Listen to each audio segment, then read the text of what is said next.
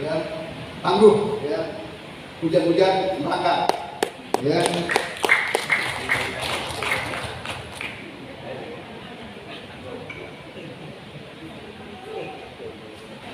Yang ini, Pak Aloy yang ini, yang tengah-tengah ini, agak muda, ganteng lagi, ya. Yang satu kawan saya Pak Bini, ya, Ibu Putri, Ibu ini banyak cerita, kembali pas ikut pendidikan, hamil, kemudian melahirkan, ya, habis melahirkan, ya langsung lagi jum. Nah ini Ibu Putri ini, Ibu Samsia, ya, beliau dari SMA Tanjung. Ini Pak Dudi, ini yang paling jauh perbatasan Sangkau dengan Ketapang, ya, Pak Dudi, tapi semangatnya luar biasa, itu hebat. Dan ini adalah Pak Andi, ini ahli kami di bidang teknologi di kelompok kami, ya, karena beliau adalah SMK. Fasilitator kami Bapak yang hebat, Pak Hendri, ya, kita manis, ya, beliau ini kita manis. Kemudian Bu Arsiana Wardani, ya, ini juga fasilitator kami.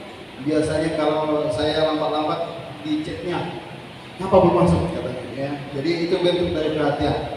Bapak Ibu, ini rangkuman saya buat, jadi saya izinkan membuat sebuah judul, menumbuhkan kreativitas murid melalui budaya positif di sekolah yang berlandaskan profil Pancasila. Ini rangkuman kegiatan-kegiatan yang sedang saya lakukan di sekolah, ya. Saya mengambil sebuah kutipan pendapat dari Tim Hajar Dewantara itu tentang kodrat zaman dan kodrat alam, ya, Ustaz ini. Awalnya saya bercerita dulu, saya ini orangnya digelar anak-anak murid itu gelar saya Hitler dengan Louis 16, ya. Sebelum saya mengikuti CGP ini, saya suka nyubit, ya. Biasanya Pak Budi biar saya kalau nyubit, ya. Tapi udah ikut program pendidikan juga ini banyak yang harus ditinggalkan, ya. Jadi tidak boleh lagi depan, ya, tidak boleh lagi. Ya. Jadi Bapak Ibu, ya ini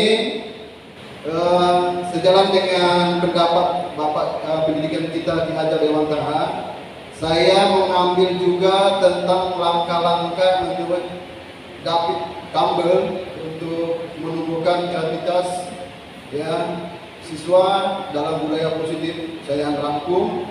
Itu yang pertama itu ada imajinasi atau imagining. Jadi di sini kita memberikan siswa itu kesempatan untuk berpikir, katanya. Berpikir dulu. Ini saya lakukan. Yang pertama itu saya pembina pramuka, saya lakukan. Kami di pramuka itu ada 6 pembina. Di pramuka itu ibu-ibunya 3, bapaknya 3. Ya. Ini cukup 3. Ya. Kalau kita di pramuka kan sistem AMO pendidikannya, ya, sistem AMO. Jadi mereka yang merumuskan di sini, kenapa dari judulnya itu berlandaskan Pancasila? Di sini mereka berpikir, bernalar kritis di sini. Jadi apa-apa saja yang mereka rumuskan itu kita sebagai pembina, kita hanya boleh katakan sebagai validasi, ya, validator. Yang bukan lagi kita yang mengusulkan, ya. Jadi sehingga kalau kami pramuka itu, mereka yang happy, mereka yang suka, karena mereka yang merumuskan kegiatan, bukan kita. Yang sekarang kita buat kan dulu kan kita yang buat program itu, siswa yang buat, bukan kita, ya. Ini rapatnya langsung mereka yang buat, Dewan Ambalan. Kemudian yang kedua, ini adalah rapat pengurus kelas. Masih ingat kita tentang keyakinan kelas? Saya sudah terapkan. Jadi bukan lagi kita yang bikin kelas terbuka, siswa. Ya, ketika mereka siswanya datang pulang, tahu dia apa yang mau dibuat. Karena mereka sudah dulunya kita yang Pak Dewonya, ya kan, yang suka hukum itu tadi, ya kan. Karena mereka yang membuat keyakinan kelas itu nggak perlu dia apa mau lakukan, nggak tahu dia. Ya, nggak perlu diperintah. Ya. Ini tentang keyakinan kelas yang saya buat. Kebetulan saya juga adalah wali kelas di kelas 11 IPS 2. Jadi mereka yang mempunyai. Kita sebagai Pak Guru, kita hanya mengamati, kemudian menuntut tadi, yang menuntut tadi di mana posisi kita. Biasanya anak muda itu semangatnya kan lebih tinggi, ya kan? Lebih tinggi semangatnya. Kadang-kadang berdebatnya tidak ujung tentu, di situ posisi kita mulai masuk. Ya. Yang ketiga adalah drum band. Jadi kalau Bapak Ibu mau nanti manggil saya pelatih drum band, bagian drum saya siap. Ya, ini saya lakukan di sini. Ya. Bagian drumnya. Ya.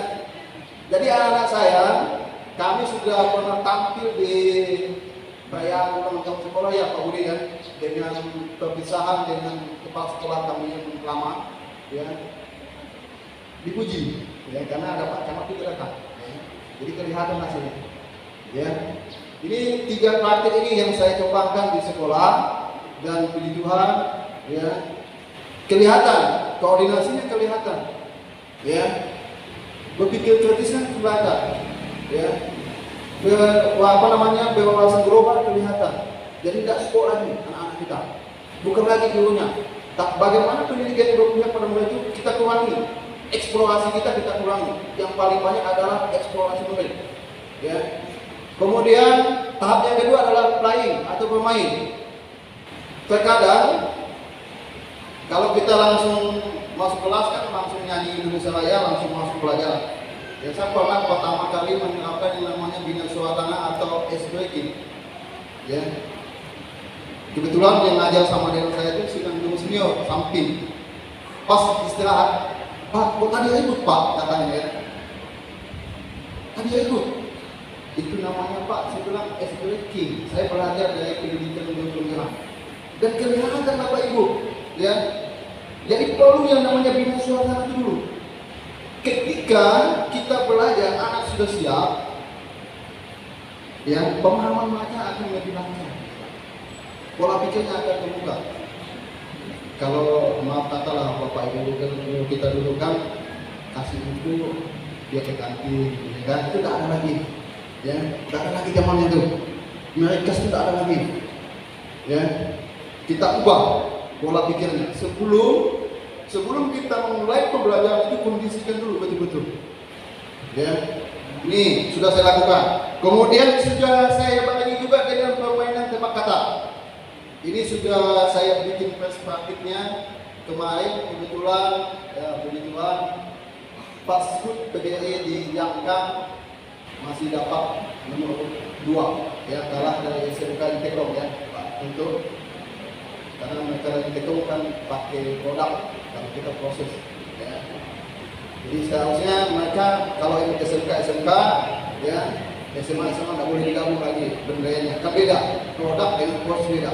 Walaupun terdiferensiasi ada 3, produk, proses, kemudian konten, ya kan. Tapi kita kan lebih kirim ke proses. Nah, Bapak Ibu, kalau kita lihat di sini permainan tembak kata ini lebih asik. Mereka berpikir yang lebih asik, lebih hidup. Kalau bahasa kita itu adalah kuis. Kita siapkan medianya. Itu ada tintingan di depan, atau itu lihat gambarnya itu di dinding-dinding itu kelihatan.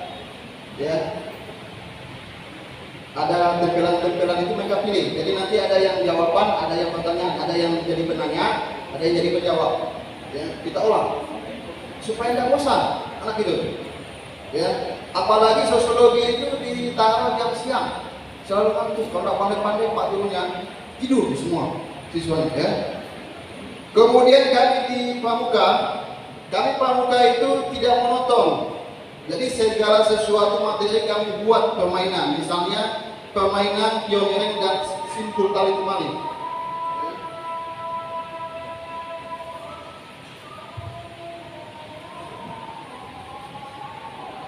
3 menit ya.